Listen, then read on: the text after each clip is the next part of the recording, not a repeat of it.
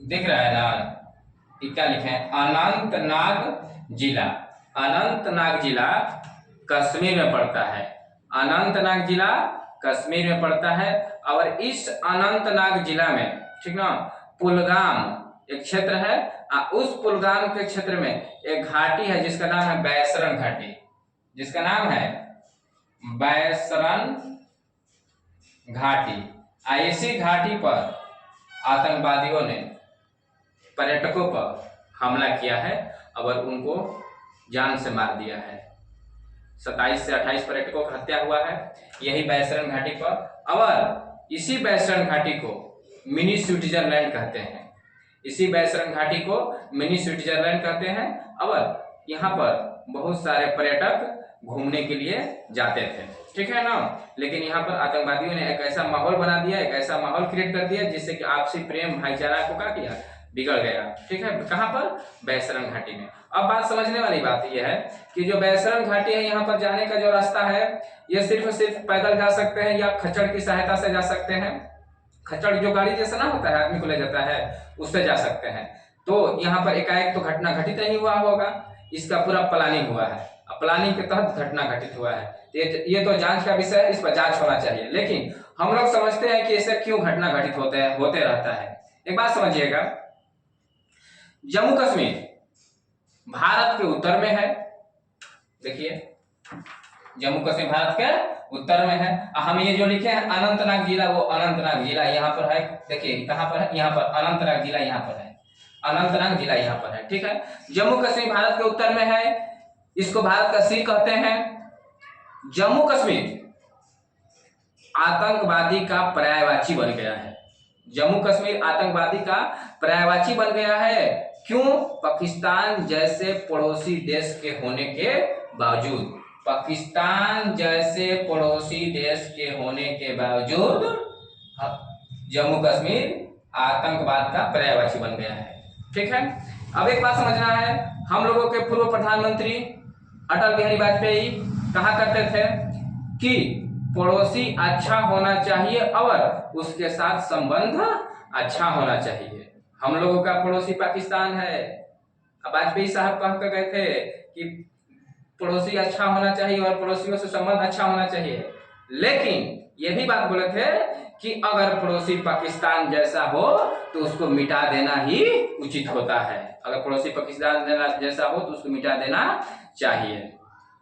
देखिए, दोस्त बदल सकते हैं लेकिन पड़ोसी नहीं बदल सकते हैं।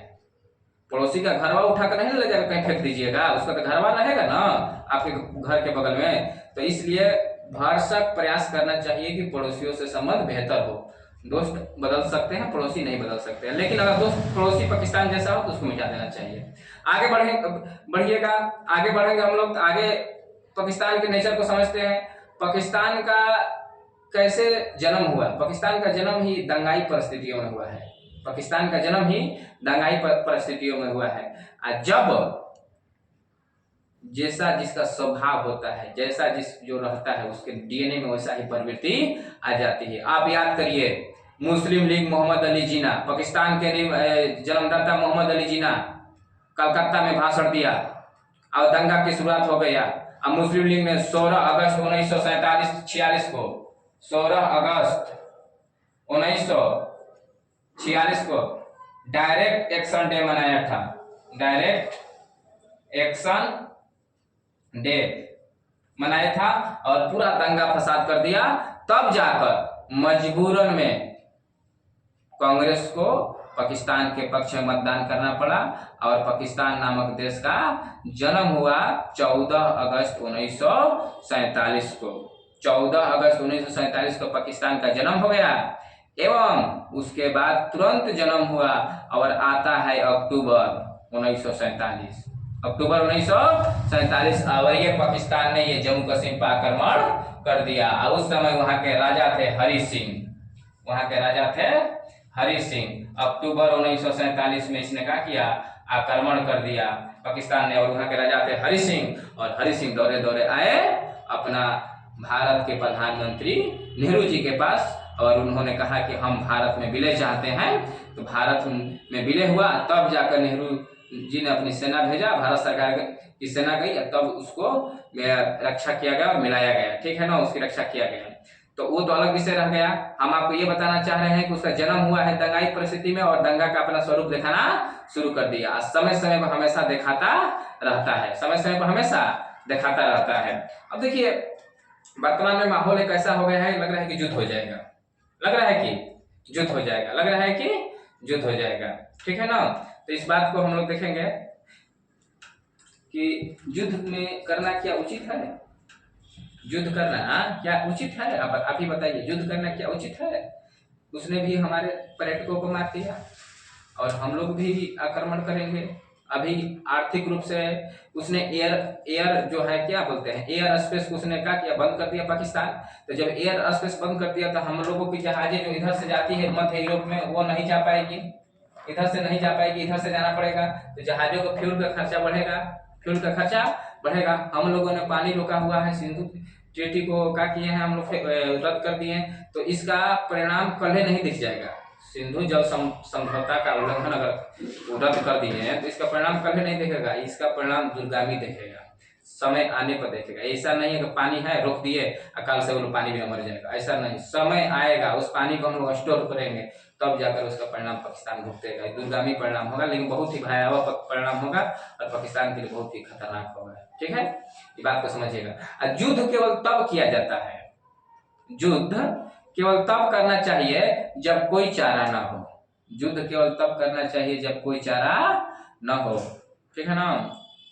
आपको एक बात बतलाते हैं, बहुत ही शायद ने एक बात कही थी, जंग तो खुद एक मसला है, जंग तो खुद एक मसला है, जंग क्या मसलों का हल देगी, आज खून और लाशें देगी, कल भूख और एहतियात देगी। इसलिए एक शरीफ लोगों, जंग टलती रहे तो बेहतर है, हमारे और आपके घरों में समा जलती रहे तो बेहतर है, हमारे और आपके घरों में सामान जलती रहे तो बेहतर है। इसलिए जंग को टालते रहना ही चाहिए। लेकिन कभी कभी समाज को जिंदा रहने के लिए युद्ध जरूरी हो जाता है, कभी कभी समाज को जिंदा रहने के लिए युद्ध जरूरी हो जाता है, ठीक है ना। एवं युद्ध पैदा करने का जो देश नैतिक देश जिम्मेदारी लेता है, जैसे हम लोग युद्ध पैदा नहीं करते हैं, युद्ध पैदा करने वाला देश कौन है, तो पाकिस्तान है। हम लोग तो पैदा नहीं करते, हम लोग तो युद्ध को टाल रहे हैं, लेकिन वो कह रहा है कि नहीं युद्ध होगा, मराएगा मर जाएगा, ठीक है ना। युद्ध के परिस्थिति में खुद को रोकना है, युद्ध के परिस्थिति में खुद को रोकना है, आसपास के लोगों को भी रोकना है, ठीक है ना। युद्ध को रोकना चाहिए, हर संभव प्रयास करना चाहिए कि युद्ध न हो। युद्ध एक मात्र विकल्प नहीं है, वार्तालाप से ही बातें बनाने का प्रयास करना चाहिए, बात को समझना है। और कोई भी देश को, कोई भी व्यक्ति को, कोई भी समाज को कमर तोड़ने के लिए बंदूक उठाना कोई तरीका नहीं है। कोई भी देश को, कोई भी समाज को, कोई भी व्यक्ति को तोड़ने के लिए बंदूक उठाना कोई जरूरी नहीं है। उसकी अर्थव्यवस्था से उसके हम लोग तोड़ देंगे, उसकी अर्थव्यवस्था को कमजोर करेंगे, इकोनॉमी को कमजोर करेंगे। कोई जरूरी नहीं कि बंदूक उठाएंगे, हाँ बंदूक कब उठाएंगे, जब इकोनॉमी से भी बात नहीं बनती है, एकदम खूब अत्याचार हो गया तब बंदूक को उठाया जाता है, ठीक है ना। एक वाजिद है, बहुत ही प्रमुख मतलब कि लोकप्रिय शायर है और कविता लिखते हैं, और देखिए मुस्लिम है, वाजिद अली वाजिद। उन्होंने कहा था कि द्वंद कहाँ तक पाला जाए, द्वंद कहाँ तक पाला जाए, युद्ध कहाँ तक टाला जाए, तू ही है राणा का वंशज, फेंक जहां तक भाला जाए, दोनों ओर लिखा हो भारत सिक्का वही उछाला जाए, दोनों ओर लिखा हो भारत वही सिक्का उछाला जाए, इस बिगड़ैल पड़ोसी को फिर से शीशे में ढाला जाए, इस बिगड़ैल पड़ोसी को फिर से शीशे में ढाला जाए। तो ये बिगड़ैल पड़ोसी हो गया है, इसको फिर से शीशे में क्या करना है, ढाल देना है, ठीक है ना। अब समय आ गया है, ठीक है ना, ये बात को ध्यान रखना है।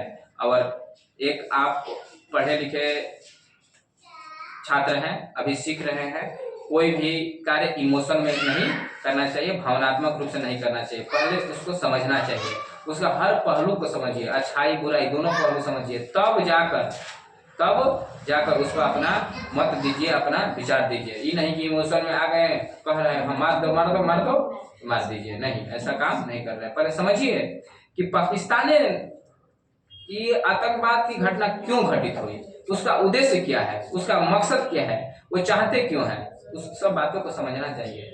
भावनात्मक रूप से नहीं आना चाहिए। अगर भावनात्मक रूप से अगर होने लगा तो पता चलेगा कि रोज झगड़ा हो रहा है, रोज लड़ाई हो रहा है। बात समझने का प्रयास करिए। जैसे ये है, ये कश्मीर है, कश्मीर कश्मीर में आतंकवादी घटना घटित हुई।